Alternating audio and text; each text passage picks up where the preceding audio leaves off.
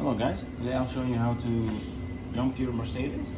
So if you need to jump this car or use this car to jump another car, there's only one spot to do that. So we have the positive terminal here.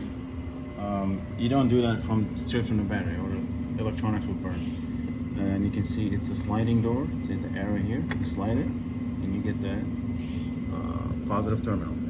Now the negative terminal, you see a negative here, but you don't see anything, so it's below it. There are three retaining pins here, or screws.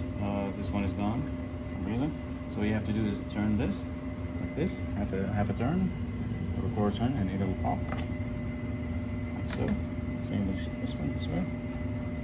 And it will pop, and then you remove this. So you have to undo this part and remove this, and then push it through, and you have the negative terminal, which is connected to the body of the car.